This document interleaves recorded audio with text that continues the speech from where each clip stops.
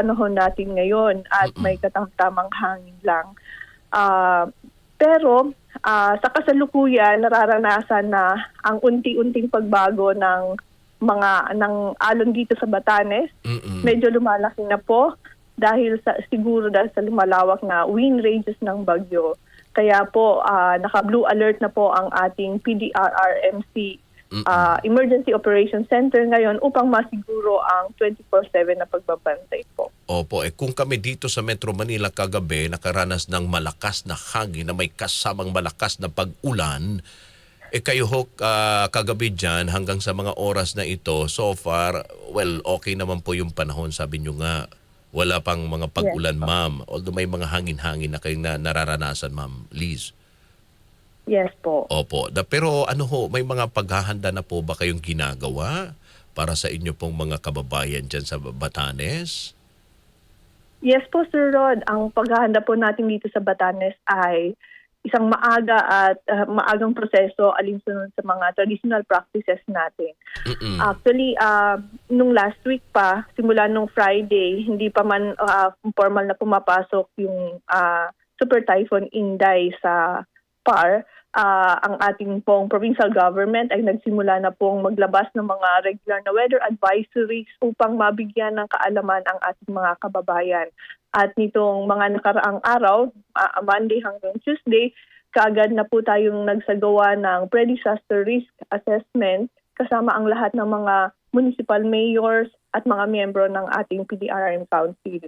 So dito po natin hinihimay ang probability of impact o yung posibleng mararanasan o pinsala sa Batanes upang mailatag ng maaga ang mga contingency plans, logistics management at resource tracking.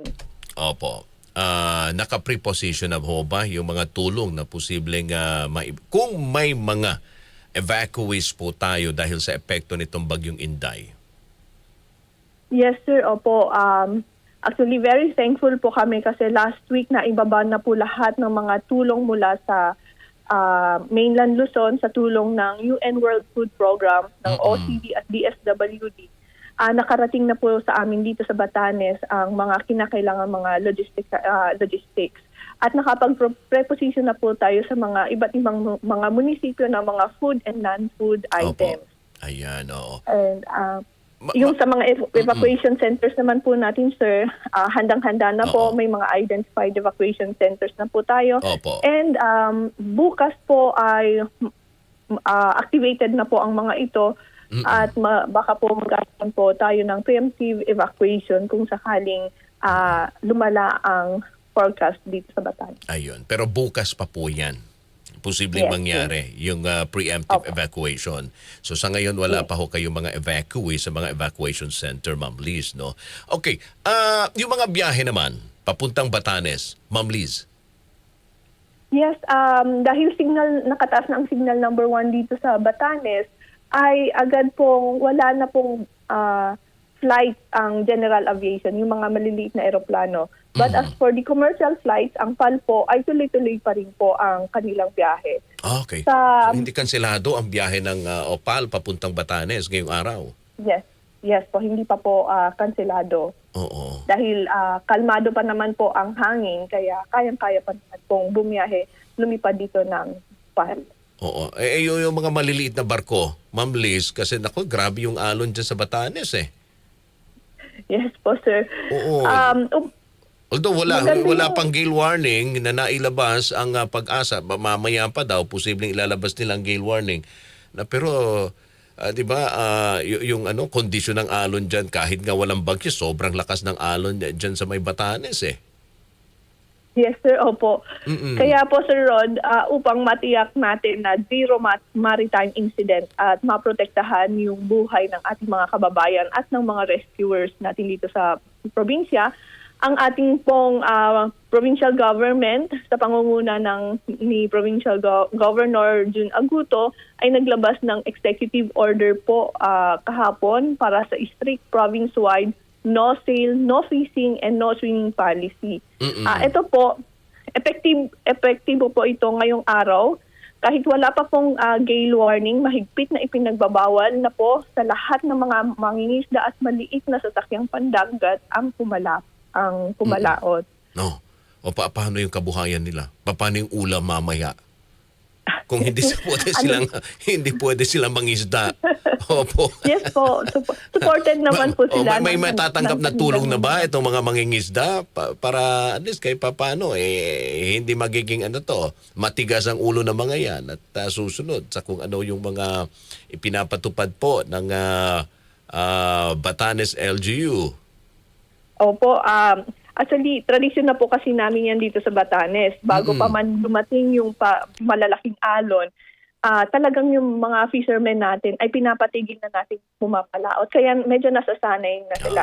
Bago pa man dumating ang mga to, nakapag-imbak na sila ng kanilang mga pagkain at ang ating mga local government units ay handa na naman pong magbigay ng suporta sa kanila. Ayun, parang Boy Scout din pala mga yan. Alam nila pag may paparating na bagyo, nag-i-imbak na. At least buti naman, no? Kasama yon sa importanteng paghahanda na dapat gawin ang ating mga kababayan sa ganitong mga sitwasyon at panahon na may bagyo tayo. Lalo tigit itong sinasabi nga super bagyo. Pero, sabi ng Pag-asa kanina sa report ni, sino yun dyan yung kausap natin from Pag-asa, ang nakita nila lilihis lang, si Dr. Jan, Manalo ng Pag-asa, lilihis lang ito. Pero may epekto pa rin dahil nasa panahon tayo ng tag-ulan May habagat, yung kagabi nga dito sa Metro Manila, may may thunderstorm din kaya sobrang lakas ng ulan at hangin. Buti naman dyan sa inyo po sa Batanes so far ngayon ay maganda ang panahon at hindi pa masyadong ramdam ang signal number 1 sa Batanes. Yes po sir. Kaya po ito po yung opportunity po para sa amin para i-secure lahat ng mga aming mga fishing boats at mga bahay.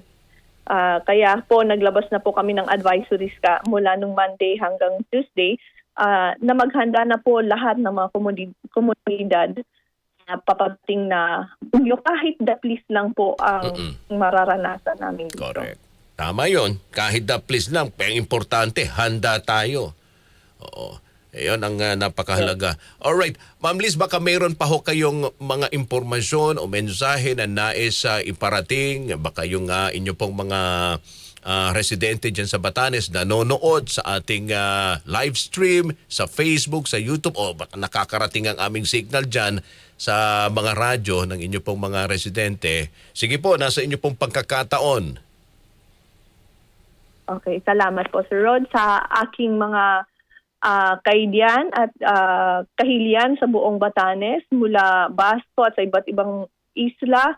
Manatili po tayong kalmado, ngunit alerto. Sumunod po tayo sa mga abiso ng ating mga barangay chairman at huwag nating itaya ang ating kaligtasan o ang kaligtasan ng ating mga rescuers. Ang ating mga evacuation centers ay handa na po at sinisiguro po natin na ang readiness at mga supply kung sakaling kakailanganin ang preemptive evacuation sa mga delikadong lugar. Magsama-sama po tayo na isagawa ang spirit ng Yaro o yung bayanihan upang matiyak na malalagpasan natin ang bagyong ito ng ligtas ang bawat pamilyang Ivatan. Yun lang po, Sir Rod. Maraming salamat at magandang umaga sa ating lahat. Maraming salamat, Ma'am Liz.